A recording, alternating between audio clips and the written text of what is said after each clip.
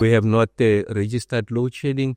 And of course, we are anticipating that going into the remaining of the winter and then transitioning into summer, we really don't expect any major surprises in relation to the performance of the grid. I'm happy to also indicate that our modeling was, of course, we had made the point that if the losses are 13,000 and below, we should not have load shedding.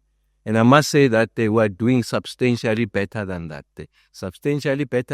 Because we are beginning to see that the system is stable, is resilient, is becoming more and more reliable as we move forward. The system has recovered. You can see the EAF. And in fact, there are periods in the week where we have to put the machines in cold reserve. Cold reserve means we are generating more than what the demand is, and to protect the grids, we must pull back some of the machines. We are in that situation. It's a better situation to be in when you are generating more than what the demand is. What that says is that we are now created the sufficient space and headroom for the economy to grow. Yes, indeed, we don't have load shedding, but there are many people in many parts of the country that are experiencing load reduction.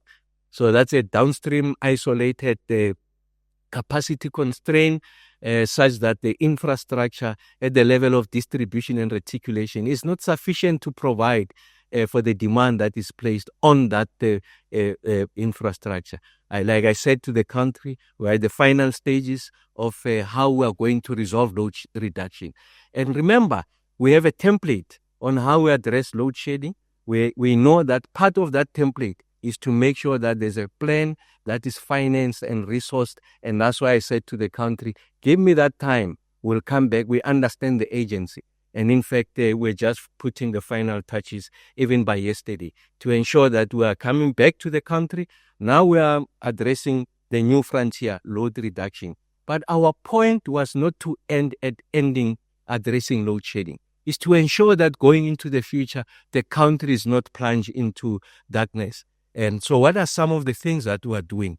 Is to ensure that there's a step up. Remember, I said we move from 49% of EAF.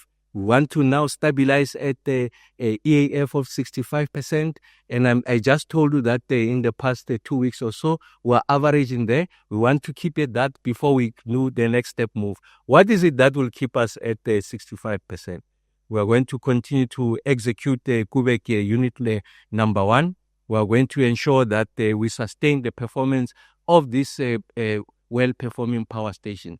In that new category of performance now is Kusile. Here's just an illustration. You can see the trend line, 2023, the losses with regards to the megawatts that they were not in operation, were out as a result of machines failing. We peaked at about 18,000 megawatts.